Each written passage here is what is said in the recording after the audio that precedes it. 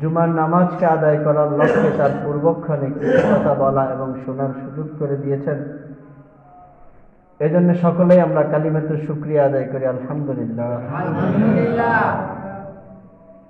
আমাদের জুমার ধারাবাহিক আলোচনা চলছিল তাফসীরে সূরা মুদ্দাসসির। গত জুমা পর্যন্ত আমাদের সূরা মুদ্দাসসিরের 3 নাম্বার আয়াত পর্যন্ত গিয়েছিল, ওয়া রাব্বাকা ফাকাব্বির। আল্লাহ আমাদের রাসূল জনাবে মুহাম্মদুর রাসূলুল্লাহ সাল্লাল্লাহু আলাইহি ওয়াসাল্লামকে উদ্দেশ্য করে বলছেন, হে আমার কম্বল আবৃতকারী রাসূল, আপনি আপনার রবের বড়ত্ব বর্ণনা করুন। আল্লাহর রবের বড়ত্ব বর্ণনা করতে গিয়ে গত জুমায় 2টি উদাহরণ দিয়েছিলাম। প্রথম উদাহরণটি ছিল পৃথিবীর মধ্যে যেই জাতি বা যে কওম আল্লাহ রাব্বুল আলামিনের সাথে অহংকার করেছিল, আল্লাহকে বাদ দিয়ে তারা নিজেদেরকে নিজেরা বড় দাবি করেছিল, তাদের মধ্যে অন্যতম ছিল কওমে আদ। তাদের সবচাইতে যে খাটো মানুষটি ছিল তার উচ্চতা ছিল 60 হাত, আর তাদের মধ্যে সবচাইতে উচ্চ যে ব্যক্তিটি ছিল তার উচ্চতা ছিল 3333 হাত লম্বা বিশিষ্ট, আর তাদের স্বাভাবিক মানুষগুলি ছিল 400 হাত লম্বা। তারা অন্য অন্য জাতিদের থেকে শক্তি সামর্থ্যে উচ্চতায় বেশি হওয়ায় তাদের ভিতরে অহংকার প্রবেশ করেছে। তাই তারা তাদের নবী হুদ আলাইহিস সালামকে বলেছিল, আমাদের যে শক্তি সামর্থ্য আপনার খোদারও ওই শক্তি সামর্থ্য নেই। যদি থেকে থাকে তো আপনার আল্লাহকে বলুন আমাদের সাথে অমুক ময়দানে কুস্তি ধরার জন্য। যদি কুস্তি জিতে তো বুঝে নেব আপনার আল্লাহ আমাদের চাইতেও বেশি শক্তিশালী। আর যদি হেরে যায় তাহলে নিঃসন্দেহে আমরাই শ্রেষ্ঠ শক্তিশালী। তারা যখন এই অহংকারের চূড়ান্ত পর্যায়ে পৌঁছলো, আল্লাহ রাব্বুল আলামিন বাতাসকে শুধু নির্দেশ দিলেন, একটা বাতাস আসলো, ঝড়ের মধ্যে যেমন খড়কুটাগুলি উড়ে উড়ে জমিনে পড়ে, ঠিক এই 400 হাত লম্বা বিশিষ্ট মানুষগুলি বাতাসের সাথে উড়ে উড়ে জমিনের সাথে এবং পাহাড়ের সাথে এমন ভাবে বাড়ি খেয়ে খেয়ে তারা জমিনে পড়েছে, মনে হয় যেন লম্বা লম্বা বিশাল খেজুর গাছগুলি শুয়ে আছে। মুহূর্তের ভিতরে তাদের সমস্ত শক্তি চূর্ণ বিচূর্ণ হয়ে গেল আল্লাহর একটা বাতাসের সাথে। এইভাবে যেই জাতি দুনিয়ার মধ্যে যে জাতি যে কওমে আল্লাহর সাথে অহংকার করেছে তাদেরকে আল্লাহ যেমন ধ্বংস করে দিয়েছে, ঠিক তেমনি ভাবে কোনো ব্যক্তিও যদি আল্লাহর সাথে অহংকার করে থাকে আল্লাহ তাকেও ধ্বংস করে দিয়েছে। যেমন খোদ হযরতে নূহ আলাইহিস সালামের পুত্র কেনান, সে আল্লাহর সামর্থ্যের সাথে নিজেকে অহংকার করেছে। সে তার পুত্রকে বলছে, ওই যে পাহাড় দেখছেন, আমি ওই পাহাড়ের চূড়ায় উঠে যাব, আপনার খোদার পানি আমাকে স্পর্শ করতে পারবে না। এই কথা বলা মাত্র আল্লাহ রাব্বুল আলামিন পানিকে নির্দেশ দিলেন, একটা পানির ঢেউ এসে পিতা হযরতে নূহ আলাইহিস সালামের সামনে পুত্র কেনানকে তলিয়ে তার সমস্ত অহংকারকে ধ্বংস করে দিয়েছে। ওয়া রাব্বাকা ফাকাব্বির। হে আমার রাসূল, যারাই আপনার সামনে আমি আল্লাহর বড়ত্ব নিয়ে অহংকার করবে, আমি আল্লাহর বড়ত্ব বাদ দিয়ে নিজের বড়ত্ব নিয়ে অহংকার করবে, আপনি তাদেরকে এই অতীতের এই ঘটনাগুলি শুনিয়ে দেন যে তোমরা বড় নয়, ওয়া রাব্বাকা ফাকাব্বির, আমাদের আল্লাহই একমাত্র বড়। আল্লাহ রাব্বুল আলামিনের এই বড়ত্বের প্রমাণ শুধু এই 2টি উদাহরণের মধ্যেই সীমাবদ্ধ নয়। আল্লাহ রাব্বুল আলামিনের বড়ত্ব কেমন? আল্লাহ রাব্বুল আলামিন সূরা ইয়াসিনের 82 নম্বর আয়াতের মধ্যে বলেন, ইন্নামা আমরুহু ইযা আরাদা শাইআন আন ইয়াকুলা লাহু কুন ফায়াকুন। আমার হাবিব, আপনি দুনিয়াবাসী মানুষদেরকে জানিয়ে দেন আল্লাহর বড়ত্ব কেমন। আল্লাহ যখন কোনো কিছু বানাতে ইচ্ছা করে, সৃষ্টি করতে ইচ্ছা পোষণ করেন, তিনি শুধু কুন বলেন, সাথে সাথে ফায়াকুন হয়ে যায়। বলেন, পৃথিবীতে এমন কোন বস্তু আছে যে বলার সাথে সাথে কোনো কিছু হয়ে যায়? আসেনি এমন কিছু। ওয়ারাব্বাকা ফাকাব্বির। আল্লাহ বলেন, আপনি আপনার রবের বড়ত্ব বর্ণনা করুন। কি বড়ত্ব? আল্লাহ এমন বড়ত্ব, তিনি যখন কোনো কিছুকে বানাতে ইচ্ছা পোষণ করেন, হও বললে সাথে সাথে হয়ে যায়। এই যে জমিন থেকে আমরা যে আসমানটা দেখছি, এই আসমানটা কত দূরে, কত বিশাল, আজ পর্যন্ত কোনো বিজ্ঞানী এর সঠিক তথ্য আমাদেরকে দিতে পারেনি, এমনকি কিয়ামত পর্যন্ত কেউ দিতেও পারবে না। তবে হাদিস শরীফে উল্লেখ আছে আমাদের জমিন থেকে এই পৃথিবী আসমানের দূরত্ব কতটুকু। হাদিস শরীফে উল্লেখ আছে রাসূল করিম সাল্লাল্লাহু আলাইহি সাল্লাম বলেন, জমিন থেকে আসমানের দূরত্ব 500 বছরের রাস্তা। বলেন, জমিন থেকে আসমানের দূরত্ব কত বছরের রাস্তা? বিজ্ঞানী বলেছেন, আমাদের নবী সাল্লাল্লাহু আলাইহি সাল্লাম বলেছেন। তো কোনো মানুষ যদি আসমানকে ছুঁতে চায়, তাহলে আগে তাকে 500 বছর হায়াত পেতে হবে। 500 বছর হায়াত পাওয়ার পর সে সিদ্ধান্ত নিবে আমি আসমান ছুঁইতে পারবো কিনা। তাহলে আসমান ছুঁইতে হলে সর্বপ্রথম তার কি লাগবে? 500 বছর আগে হায়াত লাগবে, তারপরে বাকিটা। হাদিস শরীফে উল্লেখ আছে, তিরমিজি শরীফের হাদিসের মধ্যে আছে, আমাদের এই জমিন থেকে আসমানের দূরত্ব যতটুকু 500 বছরের রাস্তা, এই আসমানটি মোটাও ততটুকু। জমিন থেকে আসমান যেই পরিমাণ ফাঁকা, আসমানটি মোটাও ওই পরিমাণ। এরপরে দ্বিতীয় আসমান, দ্বিতীয় জমিন থেকে দ্বিতীয় আসমানটিও মোটা, প্রথম আসমান পরিমাণ 500 বছরের রাস্তা।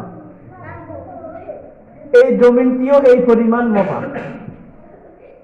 জমিন আসমান যেই পরিমাণ ফাঁকা, জমিনটাও ওই পরিমাণ মোটা। এরপরে তৃতীয় আসমান, এই তৃতীয় আসমানটিও প্রথম আসমান পরিমাণ মোটা, ফাঁকা জায়গা পরিমাণ 500 বছরের রাস্তা। এইভাবে আল্লাহ রাব্বুল আলামিন বলেন, আল্লাযী খালাকা সাবআ সামাওয়াতি তিবাকা, আমি এই বিশাল বিশাল স্তরে স্তরে 7টা আসমান 7টা জমিনকে সৃষ্টি করেছি। এবার আল্লাহ রাব্বুল আলামিন সূরা রাদের 2 নম্বর আয়াতে বলেন, আল্লাযী রাফা'আস সামাওয়াতি বিগাইরি আমাদিন তারাউনাহা। হে দুনিয়াবাসী মানুষ সকল, তোমরা যে জমিন থেকে যে আসমানগুলি দেখছো, কয়টা আসমান দেখতেছি আমরা? একটা দেখি। আল্লাহ বলেন, তোমরা দেখতেছো একটা, কিন্তু আসমান একটা নয়, আসমান আমি স্তরে স্তরে 7টা সৃষ্টি করেছি। একটা আসমান যে তোমরা দেখছো, এই একটা আসমানের মধ্যে কোনো খুঁটি দেখতেছো? কি বলেন, আসমানের মধ্যে কোনো খুঁটি আছে? আমাদের এই ছোট্ট একটা মসজিদ কতটা খুঁটি, কতটা খুঁটির বিনিময়ে আমরা একটা মসজিদের ছাদ দাঁড় করাইছি। ছাদের কথা বাদে দিলাম, একটা তাবু, সামান্য পাতলা একটা কাপড় যদি আমরা উপরে টানাইতে হয়, তাহলে কতগুলি বাঁশ দেওয়া লাগে। তো আল্লাহ রাব্বুল আলামিন সূরা রাদের 2 নম্বর আয়াতে বলেন, আল্লাযী রাফা'আস সামাওয়াতি বিগাইরি আমাদিন তারাউনাহা।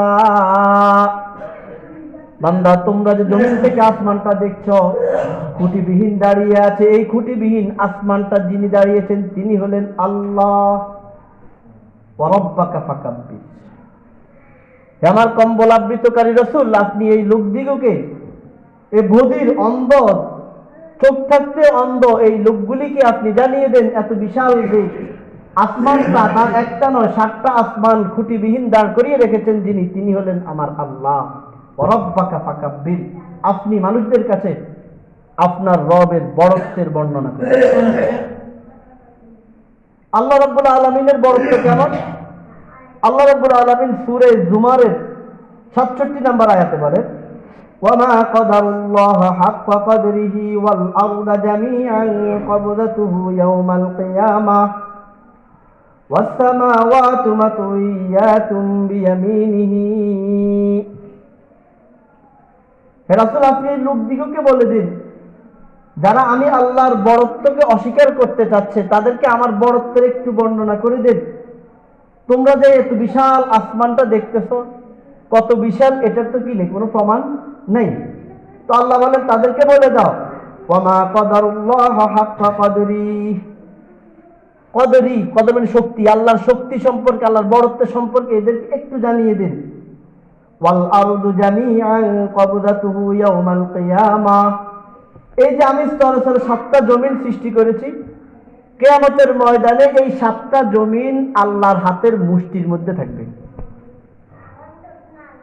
জমিনের আয়তন কতটুকু কেউ বলতে পারবেন? আমরা তো ভূগোলিক বিজ্ঞানীরা আমাদেরকে যতটুকু বলেছে ততটুকুই না। এদিকে আমেরিকার পরে তো সব ফানিয়ার পরে কি আছে, কোনো বিজ্ঞানী আজ পর্যন্ত আবিষ্কার করতে পারে না। আমাদের বঙ্গোপসাগরের পরে এখানে অনেক দূরে গেলে অ্যান্টার্কটিকা মহাসাগর, এটা কি বলে, অ্যান্টার্কটিকাই তো মনে হয়, অ্যান্টার্কটিকা মহাদেশ। কিন্তু অ্যান্টার্কটিকা মহাদেশের পরে কি আছে আমরা শুধু ফানিয়ে না দেখি, কিন্তু এরপরে কি আর গেছে নাকি? এরপরে এদিকে জাপান, অস্ট্রেলিয়া, রাশিয়া, এই ভৌগোলিক দেশগুলোর পরে আমরা শুধু ফানি দেখি, কিন্তু এই ফানির পরে কি আছে এটা তো আমরা দেখি না আজ পর্যন্ত, কোনো বিজ্ঞানীরা আমাদেরকে জানাইতেও পারেনি। তাহলে আমরা কতটুকু জানি, যতটুকু আমাদেরকে জানাইছে বিজ্ঞানীরা, কিন্তু আল্লাহ তো বিজ্ঞানীর মুখাপেক্ষী না। তো আল্লাহ বলেন আমার বড়ত্ব কি পরিমাণ তাদেরকে একটু জানিয়ে দেন। ওয়াল আরদা, আরদ মানে জমিন, ওয়াল আরদা জামিআ, জামিআ মানে এখানে জমা করা হয়েছে, যে 7টা জমিন আমি আল্লাহ সৃষ্টি করেছি। কবজাতুহু, কবজা মানে কদ্দি, আল্লাহর কদ্দির ভিতরে থাকবে। ইয়াউমাল কিয়ামা, কিয়ামতের ময়দানে এই 7টা জমিন আল্লাহর কদ্দির ভিতরে থাকবে, অর্থাৎ আল্লাহর মুষ্টির ভিতরে থাকবে। এরপর আল্লাহ বলেন ওয়াসসামাওয়াতু, ওয়াসসামাওয়াত, এখানে ওয়াসসামা ব্যবহার করে, ওয়াসসামাওয়াত বহু বচন ব্যবহার করেছে। ওয়াসসামাওয়াতু আসমান সমূহ, ওয়াসসামাওয়াতু মাতউইয়াতুম বিয়ামিনিহি, ইয়ামিন মানে ডান হাত, এই সমস্ত আসমানগুলিকে আল্লাহ ভাঁজ করে তার ডান হাতের মধ্যে রেখে দিবেন। এবার বলুন, এত বিশাল বিশাল 7টা আসমান, 7টা জমিন, জমিনকে আল্লাহ রাখবেন তার হাতের কব্জির ভিতরে, আর আসমানগুলিকে রাখবেন আল্লাহ ডান হাতের ভিতরে ভাঁজ করে। এবার বলেন, যেই হাতের মধ্যে এত বিশাল বিশাল 7টা আসমান, 7টা জমিন থাকবে, সেই হাতটা কত বিশাল। এবার বলেন, যেই রবের এত বিশাল বড় হাত, এবার সেই রব কত বড়। ওয়ারাব্বাকা ফাকাব্বির, হে কম্বলাবৃতকারী রাসূল, আপনি মানুষদের কাছে আপনার রবের বড়ত্ব বর্ণনা করেন। এরপর আল্লাহ রাব্বুল আলামিনের বড়ত্ব কেমন? আল্লাহ রাব্বুল আলামিন সূরা কাফের 109 নম্বর আয়াতে বলেন, কুল লাউ কানাল বাহরু মিদাদাল লিকালিমাতি রাব্বি লানাফিদাল বাহরু ক্বাবলা আন তানফাদা কালিমাতু রাব্বি ওয়ালাউ জিনা বিমিসলিহি মাদাদা। কুল, হে আমার রাসূল, আপনি মানুষদের কাছে বলে দিন, কুল লাউ কানাল বাহরু মিদাদাল লিকালিমাতি রাব্বি, যদি সমুদ্রকে কালি বানানো হয় আর আল্লাহর বড়ত্বের কথা যদি লিখতে দেওয়া হয়, তো সমুদ্র আল্লাহর এই বড়ত্ব লিখতে লিখতে লিখতে লিখতে সমুদ্র নিঃশেষ হয়ে যাবে। আল্লাহর বড়ত্বের কথা লেখার আগে সমুদ্র নিঃশেষ হয়ে যাবে। যদি আরেকটা সমুদ্রকে এর সাথে জোড়া দেওয়া হয়, তো আল্লাহর বড়ত্ব লিখতে লিখতে ওই সমুদ্রটাও নিঃশেষ হয়ে যাবে। এটা তো একটা সমুদ্রের কথা বলা হয়েছে সূরা কাফের 109 নম্বর আয়াতে। আল্লাহর বড়ত্বের জন্য যদি 2টা সমুদ্রকে একসাথে করা হয়, সমুদ্র নিঃশেষ হয়ে যাবে, কিন্তু আল্লাহর বড়ত্ব লেখে শেষ করতে পারবে না। এটা তাহলে একটা উদাহরণ দিয়েছে। এবার আল্লাহ রাব্বুল আলামিন সূরা লোকমানের 27 নম্বর আয়াতে আরেকটু আগে বলতেছেন, ওয়ালাউ আন্নামা ফিল আরদি মিন শাজারাতিন আকলাব, এই কত সুন্দর কথা। ওয়ালাউ আন্নামা ফিল আরদ, জমিনের মধ্যে, মিন শাজারাতিন, সমস্ত সাদারা, সাদারা মানে গাছ, যদি সমস্ত গাছগুলিকে, আকলাম যদি কলম বানানো হয়, আল্লাহ বলেন জমিনের সমস্ত গাছগুলিকে যদি কলম বানানো হয়, ওয়াল বাহরু ইয়ামুদ্দুহু মিন বাদিহি সাবআ, আর যদি সমস্ত সমুদ্রগুলিকে যদি কালি বানানো হয়, সমস্ত সমুদ্রগুলিকে যদি কি বানানো হয়, কালি বানানো হয়, সাবআ, এই সমস্ত সমুদ্রের সাথে যদি আরো 7টা সমুদ্রকে মিলাইয়ে দেওয়া হয়, এরপর বলেন আবহুরিম্মা নাফিদাত কালিমাতুল্লাহ, আল্লাহ রাব্বুল আলামিনের বড়ত্ব লেখার আগেই এই সমুদ্রগুলি নিঃশেষ হয়ে যাবে। ওয়ারাব্বাকা ফাকাব্বির, আপনার রবের বড়ত্ব মানুষের কাছে বর্ণনা করুন। পৃথিবীর সমস্ত গাছগুলিকে যদি কালি বানানো হয়, কলম বানানো হয়, আর সমস্ত সমুদ্রগুলিকে যদি কালি বানানো হয়, এর সাথে যদি আরো 7টা সমুদ্র যোগ করা হয়, আল্লাহ বলেন তোমার রবের বড়ত্ব লিখতে লিখতে সমস্ত কালিগুলি পুড়িয়ে যাবে, কিন্তু তোমার রবের বড়ত্ব লিখে শেষ করা যাবে না। ওয়ারাব্বাকা ফাকাব্বির, আপনি আপনার রবের বড়ত্ব বর্ণনা করুন। আল্লাহ রাব্বুল আলামিন বলেন, ইয়া আইয়ুহাল মুদ্দাসসির, হে আমার কম্বল আবৃতকারী রাসূল, কুম ফাআনজির, উঠুন। ঘুমিয়ে থাকা, অন্ধকারে থাকা মানুষগুলির কাছে আল্লাহর থেকে বেখেয়াল মানুষগুলিকে আপনি সতর্কবাণী প্রচার করুন। ওয়ারাব্বাকা ফাকাব্বির, যদি তারা আমার পথে না আসে, আপনাকে নিয়ে হাসি তামাশা করে, তো আপনি তাদেরকে আপনার রবের বড়ত্বের কথা শুনিয়ে দিন। আল্লাহ রাব্বুল আলামিন সূরা মুদ্দাসসিরের 4 নম্বর আয়াতে বলেন, যেটা আমাদের আজকের আলোচ্য বিষয়, আল্লাহ রাব্বুল আলামিন বলেন, ওয়া সিয়াবাকা ফাতাহহির, হে আমার কম্বল আবৃতকারী রাসূল, এবার আপনি আপনার পোশাকের দিকে তাকান, আপনার পোশাকটাকে আপনি পরিচ্ছন্ন পবিত্র রাখুন। ওয়া সিয়াবাকা ফাতাহহির, আপনার পোশাকটাকে কি রাখুন? পবিত্র রাখুন। বলেন আল্লাহ সূরা মুদ্দাসসিরের 4 নম্বর আয়াতে আমাদের রাসূলকে কি পবিত্র রাখতে নির্দেশ দিলেন? পোশাককে পবিত্র রাখতে নির্দেশ দিলেন। এখন এখানে প্রশ্ন, পোশাক পবিত্র রাখুন এই কথার কি অর্থ? পোশাক পবিত্র রাখুন এই কথার 2 অর্থ। প্রথম অর্থ, পোশাককে নাপাকি থেকে বাঁচিয়ে রাখা, প্রস্রাব, পায়খানা, কোন জীবজন্তুর রক্ত, এগুলির থেকে পোশাককে বাঁচিয়ে রাখা, এটা হলো ওয়া সিয়াবাকা ফাতাহহির, আপনার পোশাককে পবিত্র রাখুন, এই 2 কথার 2 অর্থের প্রথম অর্থ। দ্বিতীয় অর্থ, পোশাক পবিত্র রাখার দ্বিতীয় অর্থ হইল পোশাককে বিধর্মীদের যে পোশাক পরিধান করে বিধর্মীরা, ওই বিধর্মীদের অনুকরণ করে যে পোশাক পরিধান করা হয়, ওই পোশাক থেকে ইমানদাররা যেন তারা তাদেরকে পবিত্র রাখে, বাঁচিয়ে রাখে। বুঝে থাকলে বলুন তো, আল্লাহ যে আমাদের রাসূলকে সূরা মুদ্দাসসিরের 4 নম্বর আয়াতে ওয়া সিয়াবাকা ফাতাহহির, আপনি আপনার পোশাককে পরিচ্ছন্ন রাখুন, পবিত্র রাখুন, এই পবিত্র রাখুন কথার কয় অর্থ? 2 অর্থ। প্রথম অর্থ, পোশাককে অপবিত্র, প্রস্রাব, পায়খানা, কোনো জীবজন্তুর রক্ত থেকে কি রাখা? পবিত্র রাখা, বাঁচিয়ে রাখা। আর দ্বিতীয় অর্থ হইল বিধর্মীদের অনুকরণ করে যে পোশাক পরিধান করা হয়, ওই পোশাক থেকে বিরত থাকা। এই 2 শর্তের মধ্যে এই 2 অর্থের প্রথম অর্থটাই শুধু আমাদের রাসূলের জন্য প্রযোজ্য। ওয়া সিয়াবাকা ফাতাহহির, আপনার পোশাককে পবিত্র রাখুন, যে 2 অর্থ, এই 2 অর্থের প্রথম অর্থটাই শুধুমাত্র রাসূলের জন্য প্রযোজ্য, দ্বিতীয় অর্থটি রাসূলের জন্য প্রযোজ্য নয়। এখন প্রশ্ন, দ্বিতীয় অর্থটি রাসূলের জন্য প্রযোজ্য নয় কেন? রাসূলের জন্য দ্বিতীয় অর্থটি প্রযোজ্য নয় এই কারণে, আমাদের রাসূল তিনি নিজেই তো ইসলাম ধর্মের প্রধান। তো তিনি একটা ধর্মের প্রধান হয়ে তিনি কি কখনো অন্য ধর্মাবলম্বীদের পোশাক অনুকরণ করার সুযোগ আছে?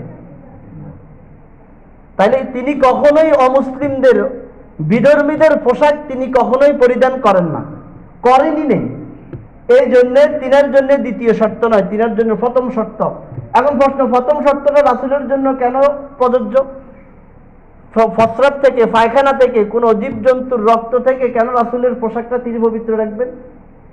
এই প্রশ্নের জবাবে মুফাসসিরিনে কেরাম বলেন, আমাদের রাসূলুল্লাহ সাল্লাল্লাহু আলাইহি সাল্লাম যেই সমাজে বড় হয়েছে, ওই সমাজের মানুষ প্রস্রাব কিভাবে করতে হয় তারা জানতো না। তাদের নারী পুরুষ সবাই দাঁড়িয়ে প্রস্রাব করত। সবাই কিভাবে প্রস্রাব করত? দাঁড়িয়ে প্রস্রাব করত। প্রস্রাব থেকে তারা ভালোভাবে পরিষ্কার হতো না। রাসূলুল্লাহ সাল্লাল্লাহু আলাইহি সাল্লাম এসে তাদেরকে বসে প্রস্রাব করা শিক্ষা দিয়েছে এবং প্রস্রাবের পরে ভালোভাবে পবিত্র হওয়া শিক্ষা দিয়েছে।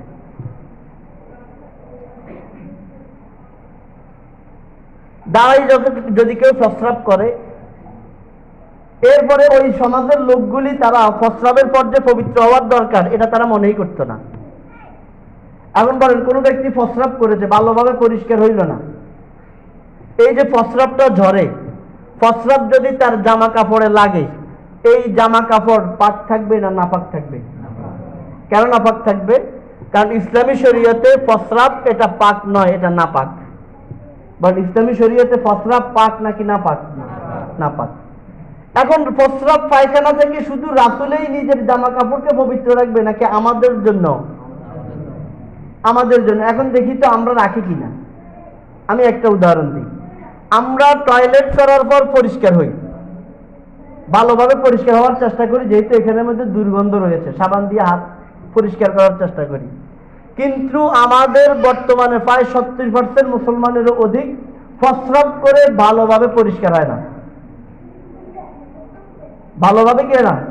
প্রস্রাব করে, প্রস্রাব করার পর পানি দিয়ে পরিষ্কার হয়ে উঠে আসে, পানি দিয়ে পরিষ্কার করে উঠে আসে ভালোভাবে। একটা হচ্ছে পানি দিয়ে পরিষ্কার হওয়া, আর একটা হচ্ছে ভালোভাবে পরিষ্কার হওয়া। আমি আমার সমস্ত মুসলমান পুরুষদের কাছে আজকে একটা অনুরোধ করব, নারীদের জন্য এই শর্ত না, পুরুষদের জন্য এই শর্ত। একটা অনুরোধ করব, আপনারা একটু পালন করার চেষ্টা করিয়েন। আজকে যখন প্রস্রাব ধরবে আপনাদের, টিস্যুর সাথে তো আমরা সকলেই পরিচিত আছি। একটা টিস্যু নেবেন, হ্যাঁ, একটা টিস্যুকে 2-3 ভাঁজ করবেন। 2-3 ভাঁজ করার পর প্রস্রাব করবেন। প্রস্রাব শেষ হলে সাথে সাথে পানি খরচ করিয়েন না।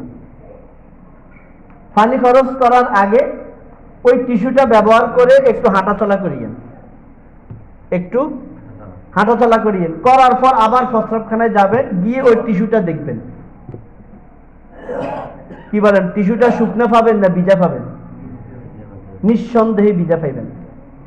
তাইলে বলেন, আমি যে এতদিন টিস্যু ঢিলা ব্যবহার করলাম না, প্রস্রাব করে শুধু পানি খরচ করে আমি যে উঠে আসলাম, যখন আমি হাঁটাচলা করেছি তখন আমার পুরুষাঙ্গ থেকে প্রস্রাব ঝরে আমার জামা কাপড়ে লাগছে কিনা? তাহলে এই জামা কাপড়টা পবিত্র রয়েছে না অপবিত্র হয়েছে? তাহলে এই অপবিত্র জামা কাপড়টা ব্যবহার করে আমি নামাজ পড়েছি, নামাজ হয়েছে। আজকে আপনার কাছে একটু অনুরোধ, আজকে এইটা একটু চেক করিয়েন। যদি দেখেন ভিজা, তাইলে তো কপালে অনেক দুঃখ। আর যদি দেখেন না ভিজা নেই, তাইলে আপনি নিঃসন্দেহে আপনার প্রস্রাব ঝরে না, তাইলে আপনি কি করে বাঁচি গেছেন।